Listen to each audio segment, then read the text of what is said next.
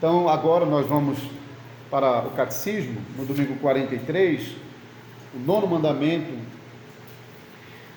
e embora ainda temos o 10º mandamento, mas seguindo essa mesma linha, nós temos ainda o domingo 43. No próximo domingo nós falaremos sobre a cobiça, que é o mandamento que perpassa todos os mandamentos da lei, que é a raiz de toda corrupção e pecado, é a cobiça do coração do homem, que vai ser tratado no próximo domingo. Então, domingo 43, pergunta e resposta 112, o que se exige no 9º mandamento? Que eu não devo levantar falso testemunho contra alguém, nem distorcer as palavras de ninguém, não fazer fofoca nem difamar, não condenar, nem me juntar com alguém para condenar a outro imprecipitadamente e sem o ter ouvido. Antes devo repudiar toda mentira e engano, obras próprias do diabo, para não trazer sobre mim a pesada ira de Deus. No tribunal ou em qualquer outro lugar, eu devo amar a verdade, dizê-la e confessá-la com honestidade, e fazer tudo o que puder para defender e promover a honra e a reputação do meu próximo. Agora vamos para o Evangelho de João, como leitura auxiliar, a doutrina que nós vamos tratar a partir do domingo 43, João capítulo 8. Vamos ler dos versículos 31 ao 59. Disse, pois, Jesus aos judeus que haviam crido nele: se vós permanecerdes na minha palavra, sois verdadeiramente meus discípulos, e conhecereis a verdade, e a verdade vos libertará. Responderam-lhe: somos descendentes de Abraão, e jamais fomos escravos de alguém. Como dizes tu, sereis livres? Replicou-lhe Jesus: em verdade vos digo, todo que comete pecado é escravo do pecado. O escravo não fica sempre na casa, o filho sim, para sempre. Se, pois, o Filho vos libertar, verdadeiramente sereis livres. Bem sei que sois descendência de Abraão, contudo, procurais matar-me, porque a minha palavra não está em vós. Eu falo das coisas que vi junto de meu Pai, vós, porém, fazeis o que vistes em vosso pai. Então lhe responderam: nosso pai é Abraão. Disse-lhe Jesus: se sois filhos de Abraão, praticai as obras de Abraão. Mas agora procurais matar-me, a mim, que vos tenho falado a verdade que ouvi de Deus. Assim não procedeu Abraão. Vós fazeis as obras de vosso pai. Disseram-lhe eles: nós não somos bastardos, temos um pai que é Deus. Replicou-lhe Jesus: se Deus fosse de fato vosso pai, certamente me havíeis de amar, porque eu vim de Deus, e aqui estou, pois não vim de mim mesmo, mas Ele me enviou. Qual a razão porque não compreendeis a minha linguagem? É porque sois incapazes de ouvir a minha palavra. Vós sois do diabo, que é vosso pai, e quereis satisfazer-lhe os desejos. Ele foi homicida desde o princípio e jamais se firmou na verdade, porque nele não há verdade. Quando ele profere mentira, fala do que lhe é próprio, porque é mentiroso e pai da mentira. Mas porque eu digo a verdade, não me credes. Quem dentre vós me convence de pecado? Se vos digo a verdade, por que razão não me credes? Quem é de Deus, ouve as palavras de Deus. Por isso não me dais ouvido, porque não sois de Deus. Responderam depois os judeus e lhe disseram: porventura não temos razão em dizer que és samaritano e tens demônio? Replicou Jesus: eu não tenho demônio, pelo contrário, honro a meu Pai, e vós me desonrais. Eu não procuro a minha própria glória, há quem busque e julgue. Em verdade vos digo, se alguém guardar a minha palavra, não verá morte eternamente. Disseram-lhe os judeus: agora estamos certos de que tens demônio. Abraão morreu e também os profetas, e tu dizes: se alguém guardar a minha palavra, não provará a morte eternamente. És maior do que Abraão, o nosso pai, que morreu? Também os profetas morreram. Que pois te fazes ser? Respondeu Jesus: se eu me glorifico a mim mesmo, a minha glória nada é. Quem me glorifica é meu Pai, o qual vós dizei que é vosso Deus. Entretanto, vós não o tendes conhecido, eu, porém, o conheço. Se eu disser que não o conheço, serei como vós, mentiroso. Mas eu o conheço e guardo a sua palavra. Abraão, vosso pai, alegrou-se por ver o meu dia, viu e regozijou-se. Perguntaram-lhe, pois, os judeus: ainda não tem 50 anos e viste Abraão? Respondeu-lhe Jesus: em verdade vos digo, antes que Abraão existisse, eu sou. Então pegaram em pedras para atirarem nele, mas Jesus se ocultou e saiu do templo.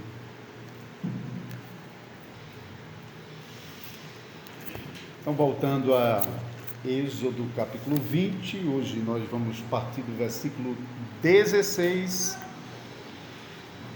nono mandamento, que diz: não dirás falso testemunho contra o teu próximo. Já adiantei, no próximo domingo a gente conclui essa sequência de pregações dos 10 mandamentos com a pregação sobre a cobiça do coração, e hoje nós ainda precisamos falar do nono mandamento em conexão com o tema da preservação da sociedade humana com vistas à glória do nome do Senhor. Então lemos em Êxodo capítulo 20, versículo 16: não dirás falso testemunho contra o teu próximo. Esse mandamento, irmãos e irmãs, exige que a verdade de Deus seja mantida contra a mentira, mas também proíbe a sutileza de usar a verdade para atacar a honra e a reputação do nosso próximo. E isso então toca particularmente no tema da vida em sociedade com os nossos próximos. Como já temos visto, o homem não meramente existe, não simplesmente foi criado, não é uma mera vida biológica. O homem foi feito para viver em comunhão com Deus e em comunhão com os seus próximos. E essa comunhão que nós temos com Deus, o nosso Criador, é provada também nos relacionamentos que nós mantemos com os nossos próximos em sociedade, seja ela qual for. A primeira sociedade entre os homens que nós conhecemos na palavra de Deus foi o casamento. Deus criou o homem, macho e fêmea. Os primeiros versículos da Escritura, a palavra homem é usada no sentido geral. É a criação feita à imagem de Deus, e depois a palavra homem ganha a conotação de macho.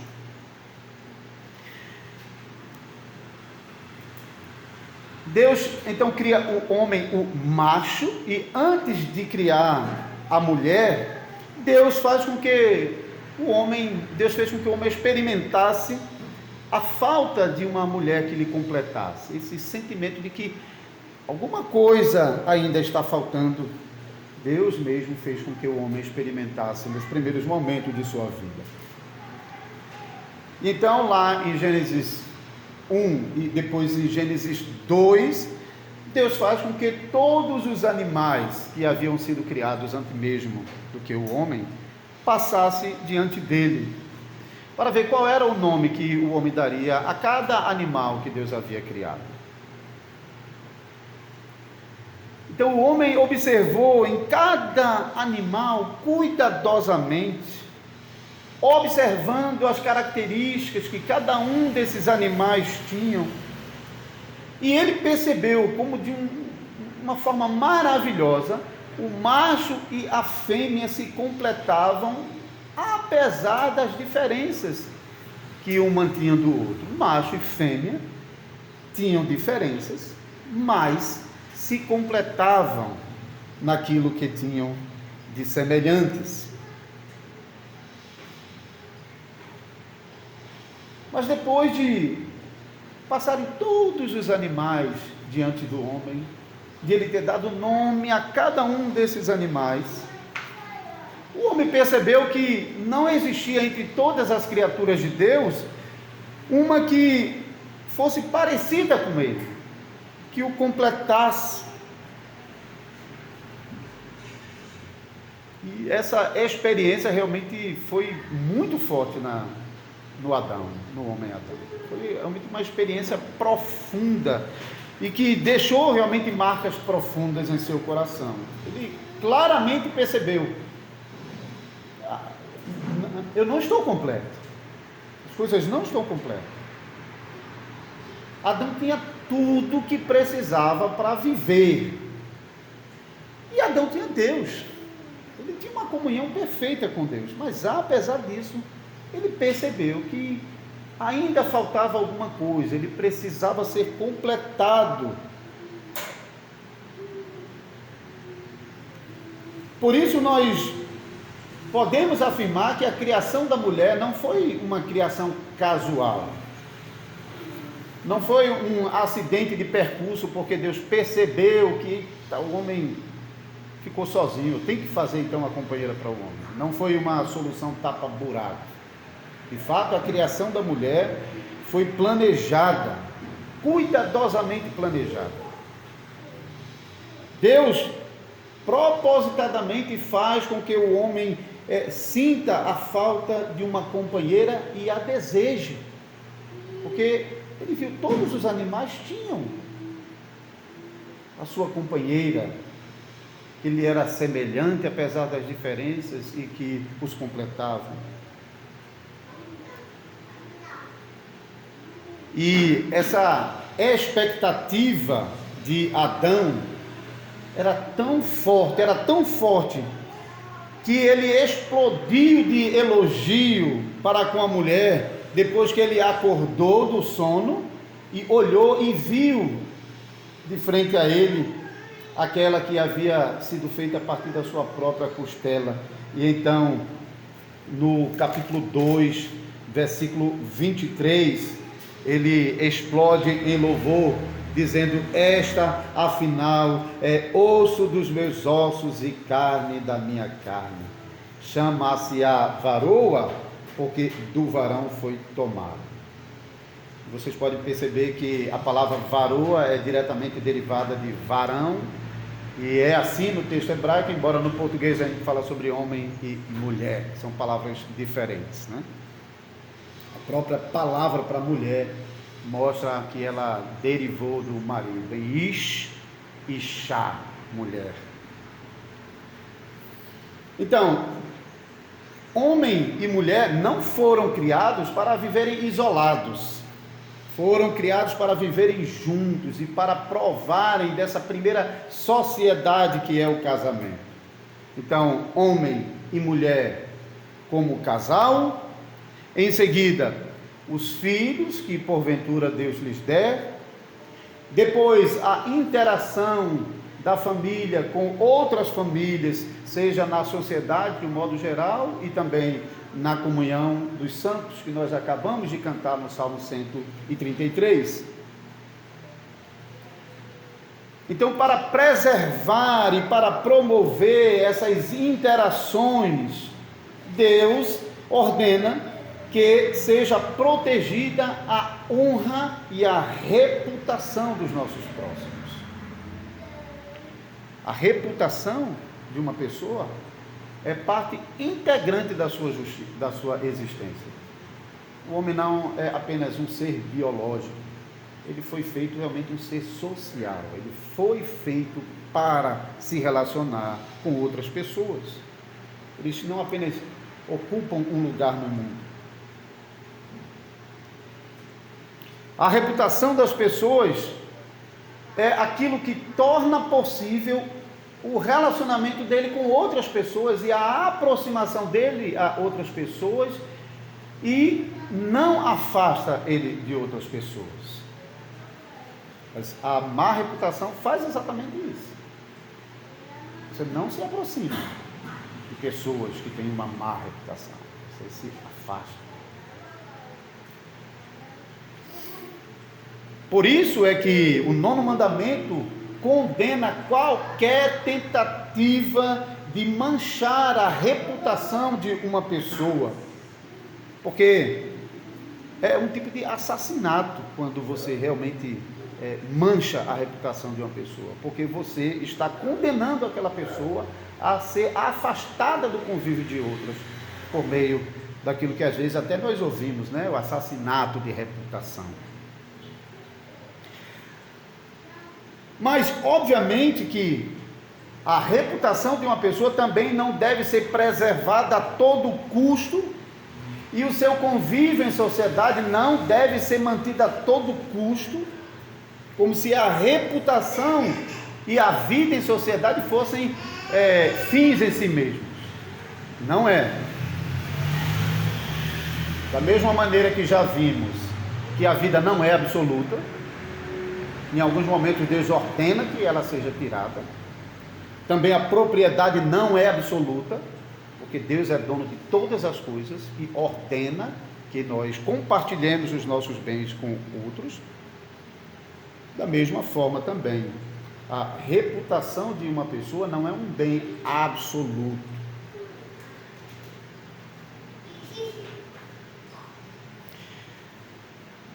Então, assim como a vida e os bens, também a reputação de uma pessoa pode ser legitimamente tirada, mas é Deus quem decide sobre isso e não nós. Nós aprendemos com a palavra de Deus sobre como nós devemos lidar com a reputação dos nossos próprios. Lembrando sempre daquele princípio que nós sempre estamos ouvindo: Deus está preservando a sociedade humana porque Ele quer ser glorificado na sua criação feita à sua imagem e semelhança. Mas pode ser que o próprio pecador ele cause a perda da sua boa reputação. E assim, por causa dos seus próprios pecados, ele pode ser privado do convívio em sociedade em decorrência da má reputação que ele conquistou para si mesmo. Assim, quem rouba, quem mata, quem perturba a paz, pode ir preso e ficar privado do convívio com o seu cônjuge, com os seus filhos, com os seus parentes, com os seus amigos. Da mesma maneira, muitas vezes, as pessoas mancham a sua reputação com os seus próprios pecados. Mas o 9º mandamento protege a reputação dos próximos contra aqueles ataques, sejam sutis ou deliberados, contra a reputação do nosso próprio, como um ato de vingança, porque nós queremos privá-lo do convívio com outras pessoas. As circunstâncias em que uma pessoa é prejudicada por causa de sua má reputação, de fato é bem variada, e como já dissemos, alguém pode realmente causar isso contra si mesmo. Alguém pode realmente pecar e, por causa do seu pecado, ficar conhecido como um ladrão, como assassino, como perturbador, como adúltero.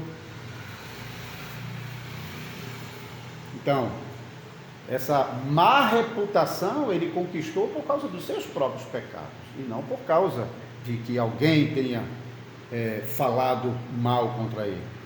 Mas, quanto à nossa posição, nós devemos ser muito cuidadosos para que a má reputação do nosso próximo não seja fruto de nossos pecados. E também não devemos contribuir para que a sua má fama seja aumentada com vistas ao próprio dano dele, para prejudicá-lo ainda mais. Assim, nós não devemos espalhar mentira, por exemplo, de que uma pessoa seja ladrão, seja assassino, seja perturbador, seja adúltero. Mas também não devemos espalhar até mesmo as verdades de que ele é um assassino, um ladrão, um perturbador, um adúltero, com vistas a prejudicar ainda mais a sua reputação, um sentimento de vingança e assim afastá-lo do convívio com outras pessoas. O que nós devemos fazer é lutarmos para levar esse pecador ao arrependimento e a Cristo, para que ele prove em Cristo comunhão verdadeira, e assim essa comunhão verdadeira em Cristo possa ser redimida e reconstruída nos relacionamentos com as outras pessoas.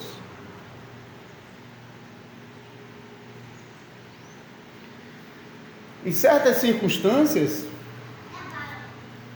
a verdade acerca do pecador pode ser dita, e às vezes deve ser dita, quando nós estamos visando a proteção a outros próximos do seu pecado, ou quando nós estamos buscando a salvação do próprio pecador. A verdade deve ser dita e mantida e defendida e promovida. Isso vale tanto para o juramento feito no tribunal, como nos relacionamentos que nós mantemos em nosso dia a dia. Então, nesse caso, a verdade serve como um alerta para o pecador e para os outros, para se protegerem do mal que eventualmente ele representa. Mas uma coisa realmente chamativa é quando nós falamos a verdade visando ganhar aquele pecador para Cristo. Porque se ele for ganho, as outras pessoas não estarão mais em perigo. Jesus fez isso com esses judeus que nós lemos no capítulo 8 de João. Jesus falou que os judeus não criam nele e que eles eram filhos do diabo. E Jesus está proclamando isso em um discurso público. Jesus está dizendo: vocês são filhos do diabo. Jesus não estava mentindo, não estava espalhando boato,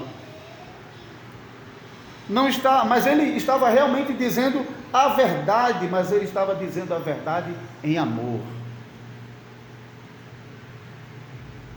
Jesus não estava buscando prejudicá-los, nem piorar a situação deles, mas Jesus estava proclamando a verdade com vista a salvá-lo dos seus pecados por meio da verdade. E nós somos chamados a fazer o mesmo. Nós somos chamados a buscar a verdade para o bem do nosso próximo e a fugirmos de toda mentira, difamação, falso testemunho, fofoca.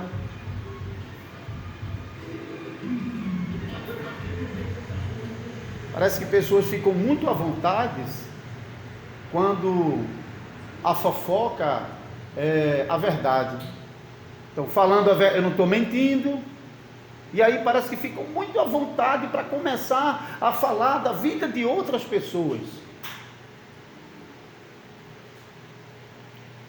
Devemos aplicar o ensino que nós estamos recebendo hoje aqui, desde as situações mais complexas da vida até as coisas mais simples, desde o tribunal até o tratamento com uma pessoa que seja até desconhecida.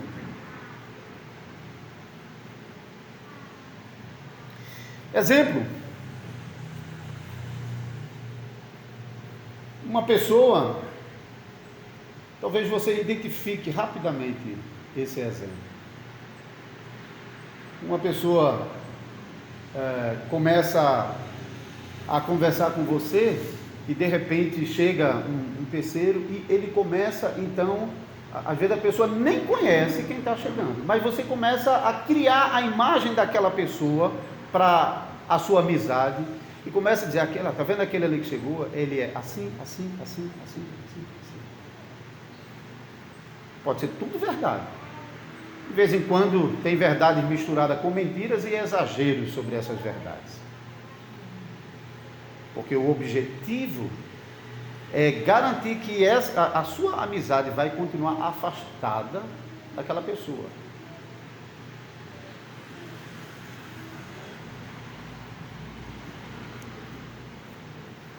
Do outro lado, de vez em quando, dizer a verdade sobre alguém para o seu amigo pode ser realmente uma coisa boa. Domingo passado, depois do culto ali, conversando com os homens, eu mencionei o episódio que gerou a minha conversão. Deus usou, a circunstância que Deus usou para gerar a minha conversão em 1993. Tinha um amigo, muito amigo, daquele que as coisas erradas e as coisas boas vocês fazem juntos. E esse amigo estava querendo comprar um carro, e lá no ambiente de trabalho, um colega de trabalho disse, tem uma pessoa que está vendendo um carro, eu vou trazer ele aqui para tu negociar com ele. Só que a pessoa que estava vendendo o carro era uma pessoa de péssima índole, jurada de morte na sua região lá, era Nilópolis, no Rio de Janeiro, já tinha sido expulso de lá pelos bandidos por causa disso, e jurado de morte se voltasse. Tudo isso a gente veio saber depois. Então, quando ele apresentou essa pessoa para o seu colega de trabalho, para negociar o carro, ele poderia ter dito, olha, mas tem cuidado, resolve o que tiver de resolver aqui, e assim, não precisa ficar muito com ele não, porque esse camarada aí é meio... Porque você está tentando proteger uma outra vida com aquilo que marca a vida da outra pessoa. Que essa outra pessoa conquistou essa reputação má por causa de seus próprios pecados. E você agora, para proteger outra, você está alertando. Então não é aquele contexto de difamação e de procurar prejudicar o outro, mas de proteger outras vidas. Mas ele não fez isso. E esse colega entrou no carro com essa pessoa, e essa pessoa, achando que por estar com uma outra pessoa, isso aliviaria a barra para ele, voltou para o seu bairro para testar o carro no percurso, e foi até a casa da sua mãe, e morreu exatamente na porta da casa da mãe, sendo tirado e executado do carro, e o meu amigo que estava junto com ele, acabou sendo morto como uma queima de arquivo, que é muito normal nessas situações lá no Rio. E eu disse que eu fui convertido, Deus usou essa circunstância, porque ele passou em casa e me procurou para ir com ele no carro, porque tudo a gente fazia junto. Eu nem sei onde é que eu estava nesse dia, nesse momento. Sei que eu não estava em casa, ele não me achou, eu não fui, e assim Deus preservou a minha vida. E isso durou um pouco mais de um mês na minha mente, até que no mês seguinte eu procurei a igreja desesperado, com medo, sabendo das consequências eternas que a morte poderia me causar.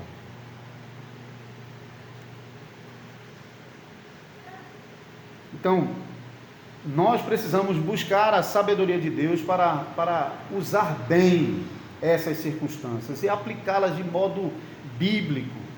Saber quando devemos nos calar e não falarmos sobre a má reputação do nosso próximo, e julgarmos quando é necessário e bom nós usarmos de alerta para outras pessoas.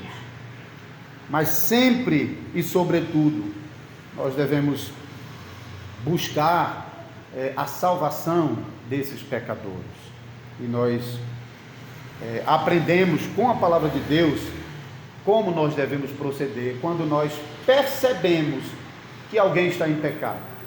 Para isso serve aquilo que nós chamamos de princípio de Mateus 18.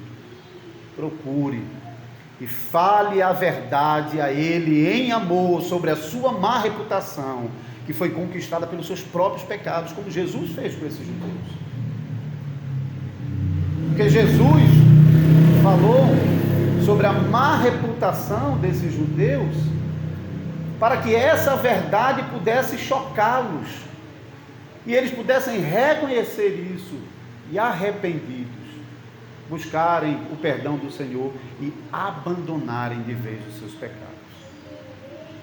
A gente viu que nesse momento aqui, não é o que a maioria está fazendo, mas eles realmente se mantiveram em seus pecados e pecaram em pedras para matar o Salvador. Então, irmãos e irmãs, a verdade deve ser dita para o bem dos nossos próximos, não para o mal deles. Devemos lutar contra a mentira para promover a verdade, para a preservação dos nossos próximos e para a preservação deles na sociedade que Deus está preservando para ser glorificado nela. Não se trata apenas de preservar a sua vida biológica, mas a sua vida em comunhão com outros próximos. Assim a verdade, assim a sociedade é preservada, protegida, no que diz respeito à honra e à reputação pela verdade, para que o propósito que Deus estabeleceu na criação seja alcançada, que é a glória do seu nome sobre o homem criado à sua imagem e à sua semelhança. E assim nós, como cristãos particularmente, possamos provar da comunhão com Deus, na redenção dos relacionamentos com todos os nossos próximos, cônjuges, filhos, irmãos, familiares, amigos, vizinhos, irmãos em Cristo Jesus e todos os demais relacionamentos que nós mantemos nessa vida. Amém.